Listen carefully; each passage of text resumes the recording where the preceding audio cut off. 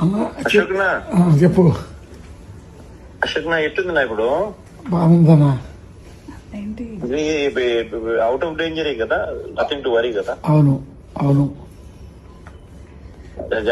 పొద్దున్న తెలిస్తే అందుకే నేను ఫోన్ చేస్తాను. తెలిసినది ఏమున్నా గానీ అడుగు, అందరం అందుబాటులోనే ఉండమన్నా. ఏం కావాలన్నా కూడా